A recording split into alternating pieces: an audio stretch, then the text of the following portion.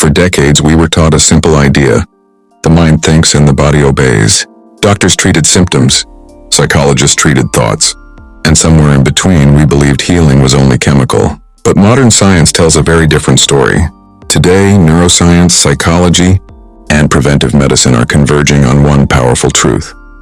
Your mental patterns are not just shaping your emotions, they are shaping your biology. Let's break this down.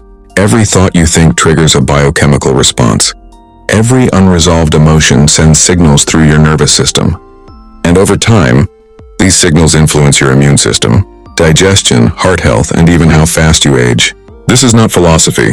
This is measurable science.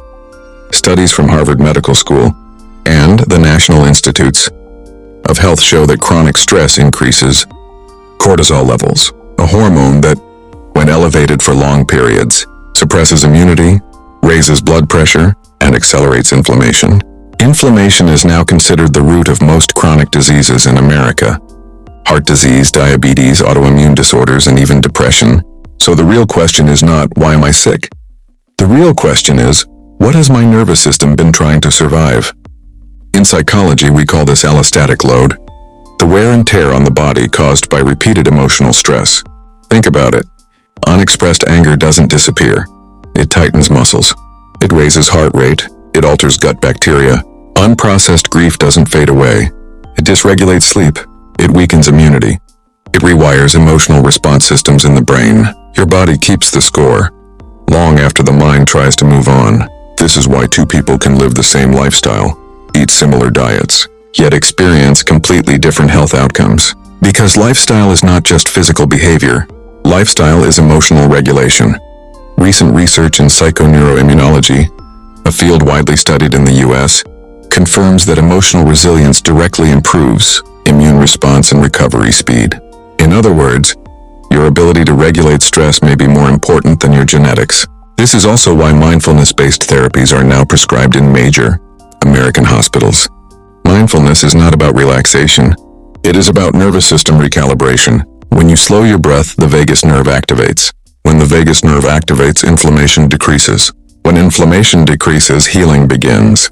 This is biology, not belief. Even trauma research supports this.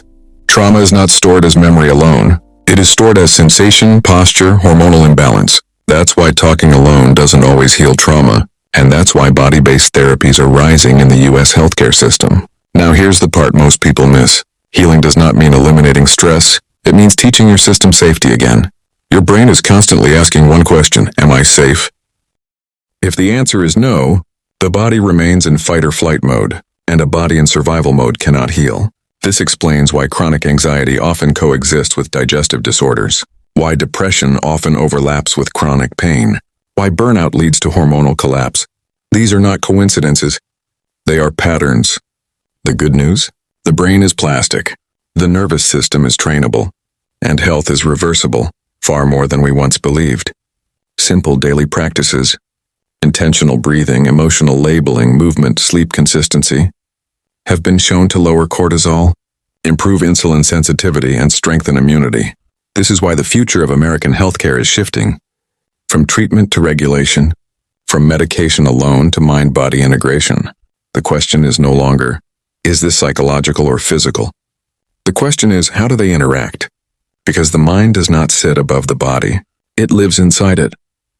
And every healing journey begins with awareness, not of disease, but of connection. When you understand how your thoughts shape your physiology, you don't just manage health, you reclaim it.